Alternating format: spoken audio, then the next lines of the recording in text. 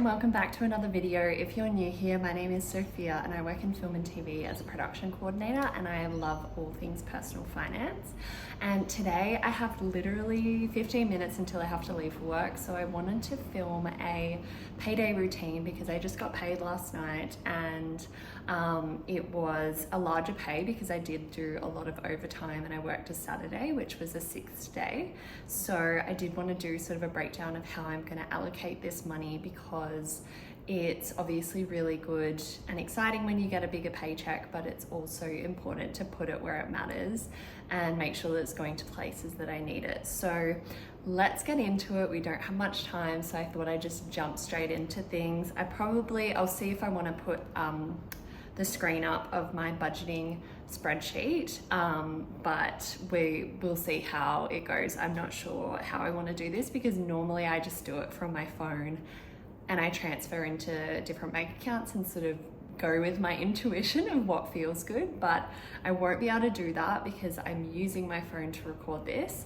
But alas, just a little disclaimer, I'm obviously not a financial advisor, so this is not financial advice. This is just what I do with my money.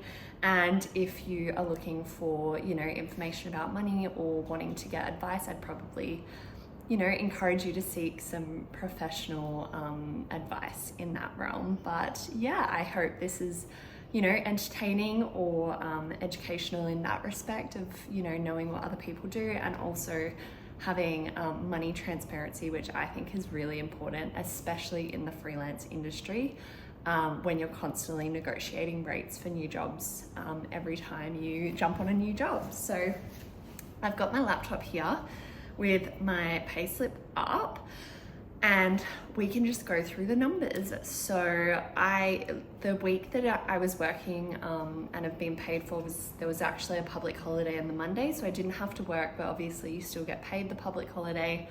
So I got a standard, weekly rate, and my weekly rate on this job is $2,300 a week, which is genuinely amazing. I love that. I've managed to work my way up to this, and I'm pretty happy with that rate. And then I did work the Saturday, so I ended up doing about 10 hours on the Saturday because we were also filming on the Saturday, so I got a lot of overtime. And I also, in the 4 days during the normal, Tuesday to Friday, I did do some overtime each day because my job just requires it, and you end up always doing more than 10 hours a day, because it's busy. So in overtime, I actually got $1,364.31, which is insane. That blows my mind. And I do quite like that about this industry, is that you're not really capped on just being on a salary. So you do get paid the overtime that you work, which is honestly amazing, because I know there's, people in a normal 9 to 5 that put in extra hours, but they're just on a salary, so they don't really get paid it, and they just get time in lieu or something, which is fine. But I think when it comes down to, actually having this money at my disposal, I'd much rather that than time in lieu, because I'm over here, I'm working, 60 hours a week, and that's what I'm here for, so I may as well get paid for it. But anyway, and then I do have an equipment allowance, which is just $10. It's come down a lot because it's capped, which is really frustrating, but alas, $10. And then I have some other allowances for like living away from home and car allowance, which add up to $650, but that literally just covers the rent and my car hire, and I actually have to put in a little bit to cover some of that. So that's essentially negligible money. I don't really count that as income because I just have to spend that to be here. And then that is it. So all in all, my total income for the week, that includes the living away from home allowance and other sort of allowances, my gross takeaway pay for the week was $4,324.31, which is mind-blowing. I cannot even fathom. But it's all because of that overtime. And so I ended up getting taxed $1,529, which is literally someone's weekly paycheck. So honestly very grateful that I even, you know, get left with the amount that I do, because I'm left with $2,795.31. So that's the amount that we're working with today, is the $2,795.31.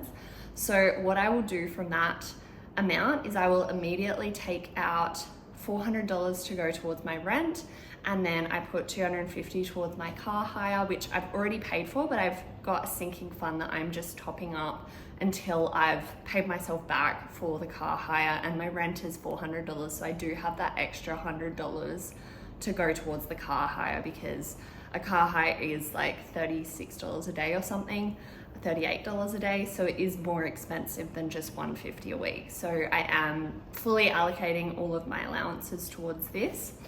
And then from there, I will start to divvy up my income. And so generally I just start with the important stuff. So I'll put, you know, $200 or $300 towards my, I'll bring up my calculator so that I'm sort of doing like a zero-based budget, and will allocate accordingly. So I'll take out the $650, and then I will also take out, I'll put $250 towards my rent and bills sinking fund, and then I will put $100 towards my groceries sinking fund, because I'm not spending that much on groceries at the moment. I am eating at work a lot. They buy us dinner because we're filming at nighttime, so I'm really not having to spend much on groceries, which is amazing. But I will then put probably $300 towards my house savings account. So I will pop that in here into my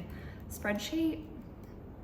And then that is just sort of going towards a house deposit, and it's also in a high interest savings account. So it's earning me interest every month, which is great. So I do walk away with, you know, I think this month I got $230 interest for that specific savings account, which is amazing. It's like, you know, pays for, I don't know, my week's rent in Perth essentially. So that is great. And then, so once I've done that, I generally put a bit of money into like my car sinking fund, and I also have a sinking fund for like Christmas and gifts. And so it is my birthday coming up, but I'm a twin, so I do have to buy my sister a gift obviously as well. And so I'll probably put $100 into my gift sinking fund. So we'll take $100 off there, and then I will put in, yeah, as I said, my car sinking fund. We'll put $100 in there. And that's just for car expenses, like, you know, rego, taking it to, you know, have its mechanic check or whatever they're called, a service, that's what it's called. And then I will put, now this is where it's gonna be very different to what I normally do each week, because normally each week I will try to put $500 into investments, because that is a big value of mine, is making sure that I'm investing for my future and investing while I'm young. And so I think because this pay is quite a bit higher than normal, I will end up putting about $800 into investments. And then we will be left with, we still have $595 to play with once we put all of that away. So I just sort of like, it's very intuitive for what I think that I'm going to be doing and where I need to put my money. So I obviously, you know, have sinking funds for everything that I want to spend money on, but I top them up as I see fit. For example, I do have a holiday booked for March, and so my holiday sinking fund has been a bit of a priority for me. So I think I'll be putting in $250 into my holiday sinking fund. And so this will, you know, top that up to make sure that I'm ready to do any purchases this month, because February is probably going to be the month that a lot of payments come out, and I'll have to be, you know, paying for certain things for this holiday. We are going snowboarding, so I'll have to pay for you know, a lesson and gear and all of that. So I want to make sure that my holiday sinking fund is like fully topped up and ready for this holiday, because, you know, I want to have a great holiday and enjoy it. So we're still left with $345 to play with, which kind of blows my mind that there's still money left. Like, this week is so abnormal, and that's why I wanted to film this, because like I think when you get a higher paycheck than what you're expecting, it is really easy to just have the mentality to blow it all and spend it on things like, you know, clothes or eating out, which is so fine. And I think you should treat yourself, because you obviously put in the overtime work to get that pay. But I really like to funnel it to the important places first, and then if I have some left over, then I will just spend it, or spend it on things that I want. So I think I will put 345. I think I will put some money, I'll put $100 towards a camera sinking fund. So I'm tossing up whether I do want to make this purchase or not, but I did set a sinking fund for about $2,500 to buy a nice like photography camera, or, you know, one of those. I really wanted to get the Fujifilm V11 or V2, I don't know. Anyway, I wanted to get that camera, but I think it's actually discontinued. So I really got to reassess that goal of wanting to buy like a photography camera to take on holidays and stuff. So we'll see, but I will put $100 towards that. And then, you know what, I think I'm just gonna leave the $245 in my account, and that can just be, you know, other purchases that I want to make, whether I want to go buy a coffee or whether I want to, you know, buy dinner or lunch. I know tomorrow I'm actually heading to Brisbane for 24 hours, which is so much fun. So I will obviously have to spend some money up there. We'll go out for dinner and stuff like that. So maybe I'll just leave that in there to, you know, do whatever I feel like on the weekend, which will be really fun. But anyway, that is, you know, I guess not quite a $0 budget, but that is how I'm going to divvy up this insane paycheck that I really did not, you know, it's just, I'm so grateful that the work that I do is, you know, you get compensated accordingly. And obviously it's quite a privilege to be on the rate that I'm on, and to be receiving overtime, and to be able to work a Saturday in a normal, you know, we do 11 hour days, but to have access to that sort of opportunity to get this kind of overtime is nuts. So very grateful, and I do see that this is actually insane. But I just wanted to make a video to highlight what you could do with some extra money if you know, get some overtime, or you get a little pay bump, to put it into places that are going to benefit you in the future.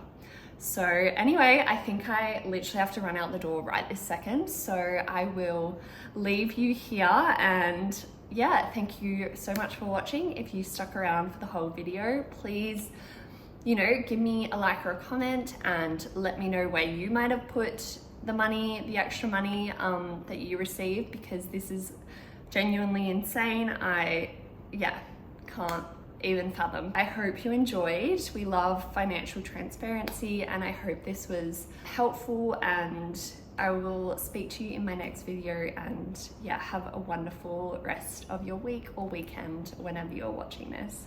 Thank you so much. Bye.